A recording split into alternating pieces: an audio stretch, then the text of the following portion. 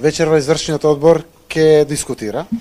Направивме анализи и истражувања, разговаравме со меѓународните партнери, разговаравме со општинските организации.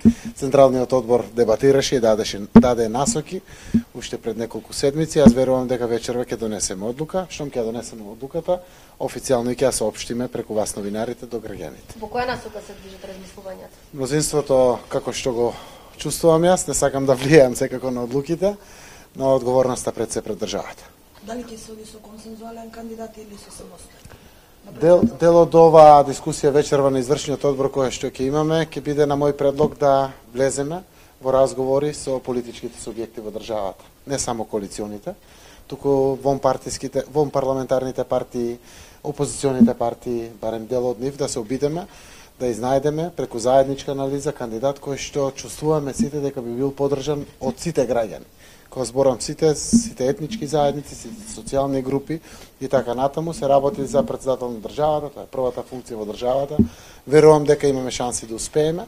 Во најмала рака нема да изгубиме ништо ако се обидеме. Може ќе успееме, може би не, но јас верувам дека треба да се обидеме да успееме, заради тоа што и концептот едно општество за сите го градиме преку многу алатки, една од алатките е и токму таа, како се поставуваме према луѓето, према функциите или слично. Јас верувам дека политичките субјекти, пред се одговорноста на коалиционите политички субјекти, треба да биде на повисоко ниво. Ако го тераме овој концепт, навистина да смогнеме сили, да собереме енергија кај сите нас, да застанеме зад кандидат, зад кој што граѓаните впрочем би застанале предимствено. Грција, да. Неофицијално Република Северна Македонија. Ќе менувате ли вечерва табли, имајќи предвид дека веќе логата на собранието и на владата се сменети? Знаете дека пред неколку недели, односно 3 дена или 4 дена после гласањето на грчкиот парламент, ние донесовме уставни заклучоци на владата за да влезат институциите во подготовка.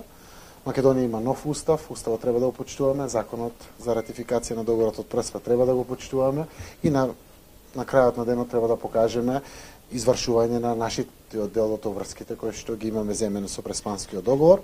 Јас верувам дека сите институции кои што се подготвени, нема која прва, која втора, треба да постапат и штом се подготвени тоа да го прават. Знам дека Министерството за внатрешни работи има сериозни обврски, голем дел се завршени. Ќе имаме печати на самите пасоши на излез према Грција, каде што ќе се номинира дека тоа е исправа во сопственост на Република Северна Македонија. Делот на таблите, кои што се голем дел под царина, но еден дел се под Министерството за внатрешни работи, одредени други административни аспекти, сето тоа што сме подготвени, веднаш го презимаме како што е пропишено по договорот. Знаете дека и самиот договор е флексибилен во делот на промената на одредени документи за да не предизвикуваме дополнителни трошоци кај граѓаните. Пример, налепниците кои што ќе ги ставиме на регистарските таблички, врз делот каде што стои МК, ќе биде НМК, односно Норд Македонија, ќе бидат бесплатно. Нема да ги наплаќаме на граѓаните, сопственици на автомобилите, за да можеме навистина тоа пријатно чувство на преминувањето на границите со Грција конечно и да го почувствуваме, но секако ќе важи за сите. Го очекувам министерот Димитров да ги усогласи сите ноти кои што треба да ги испратиме до сите земји членки на Обединетите нации, кои што ни оврска од делот на договорот, генерално да се потврди личната карта на Македонија, сега на Северна Македонија, во Обединетите нации, тие се дел од врските кои што ги имаме во договорот, со стапувањето на сила на уставот и уставните измени, и верувам дека имаме добро усогласени чекори заедно и со грчката страна, но пред се и со нашите институции за соодветно постапување согласно новите законски измени и согласно новите уставни промени. Отворите ли темата за промена и на името на партијата вечерва и кои се предлозите во оваа насока? Договорот дава флексибилност, дури на непрофитните, недржавните институции, за активности кои што им се надвор од државата, ако се финансирани од буџетот, тогаш се употребува промена на име или во духот на Северна Македонија. Денеска ќе отвориме таа дебата, ние ќе го искористиме секако Конгресот, така да има убави креативни решенија. Никаде нема социјалдемократи од Норвешка, од Шведска или од Словенија или слично. Постојат неколку видови на решенија кои што секако се на можност да ги решаваме. Можеме да бидеме социјалдемократски сојуз. Од каде? Од Република Северна Македонија. Можеме да бидеме социјалдемократски сојуз од Северна Македонија, СДСМ. можеме да останеме ако сакаме да немаме меѓународни активности финансирани од државни пари. Партијата, како и сите политички партии, доминантно се финансира од буџетот. Секако еден поголем дел е од нашата чланарина, од донации, како што е пропишено по законот. Можеме јасно разграничување да направиме со книговодствената евиденција за тоа што е надвор од државата. Можеме да си останеме комплетно Социјалдемократски сојуз на Македонија, тоа е регулирано во договорот, но секако верувам дека ние треба да бидеме пример. Денешната дискусија пред се ќе се води во делот на затварање на едно поглавје исто така, како исполнување на стратешки агенди на Социјалдемократскиот сојуз, како важен политички субјект во Република Македонија, отварање на едно ново поглавје, новата ера, која што дефинираме пред нас и на тоа прашање гледаме пред се како на еден глобален аспект. Премиера, уште едно прашање што не е поврзано со НАТО и промена на името, сепак луѓето чека да дојде живот во Северна Македонија, ама изгледа дојде само за вашите членови. Прашање актуелно деновиве, ќе ви имам листа на ваши народни на членови на вашата партија кои што се вработени во државни институции, синот и братот на Мира Стојчевска, близок роднина на Љупчо Николовски, сестрата на Кирацовски, мајката на Костадин Костадинов, па на вашите коалициони партнери, синот на керката на Тала Џафери, синот на Горан Мисовски, керката на Емилија Александрова, сопругата на Зечир Рамчиловиќ, сестрата на Асаф Адеми, сестрата на Крешник Бехтеши. Сега барем имате услови во влада, имате и монитори, покажувавте како се движи економскиот раст, покажувавте и други ваши успеси. Многу е лесно тоа да кажете дека се примени на регуларна постапка, регуларен конкурс и дека се достојни за таа работа и ги исполнуваат членовите. Кога ќе направите тоа да ја објасните на јавноста дека тие се примени на редовен конкурс, ги исполнуваат условите и не се примени затоа што се членови блиски на членовите на вашата партија? Еве вака, денеска на работните состаноци во владата, заради тоа што тоа е актуелно прашање, ги засега граѓаните, има сериозни коментари, ја отворивме темата за да направиме конкретна анализа и проверка на оваа работа.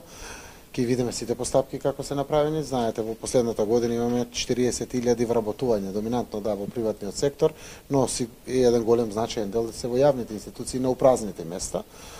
Ќе ја направиме самата анализа, ќе видиме постапките, секаде каде што има привилегии, протекции или било какво влијание, секако ќе бараме повлекување на таквите места, заради тоа што навистина сакаме да испратиме порака дека сите во општеството, дури и деца или не знам било кој на некој функционер, има шанса во ова наша Македонија. Зборуваме за 20 места од 40.000 на пример работни места, или еве дека се 25.000 во јавни институции, општински, државни или акционерски друштва, јавни предпријатија или слично, но и да се работи за 2 места, треба тоа да биде транспарентно, треба да биде покажано на граѓаните, да видат сите. Не бегаме од одговорност, ќе ја видиме секоја можност, како тоа е направено, дали имало компетативност, кои се биле критериумите, како е завршено и ќе го соопштиме на јавноста доколку има и ќе бараме секако и одговорност за тоа.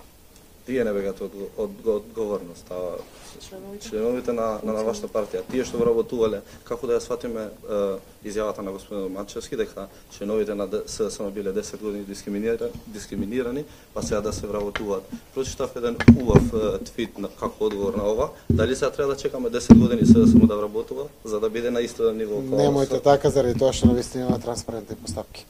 Еве последниот пример, изборот на антикорупцијска комисија. Го кажувам како добар пример, но кажувам и многу други примери. Јас ви кажувам отворено како председател на една од поголемите политички партии. Ниту една од партиите, ниту пак СДСМ, нема таков притисок како порано. За жал, причината е горка, миграциите, заминувањето на луѓето.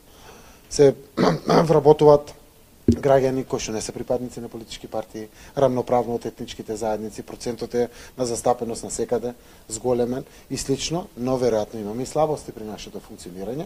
Затоа реков и ќе побараме одговорности ако некаде е направено тоа на несоодветен, на незаконски начин, каде што секако секој треба да се ја понесе одговорноста. Не е само да се повлече или раскине договор ако било прекршено одредено законско правило за оваа работа, туку и тој што го прекршил и самиот закон опишува како тоа се одговара за таква работа. Ќе ги соопштиме сите податоци, дадов насоки на анализи да се извлечат од секоја поединечна институција, дел се државни, дел се општински институции, со општинските во духот на соработката ќе гледаме да ги добиеме информациите, но потврдувам дека јавноста и должиме на јавноста одговори по овие прашања.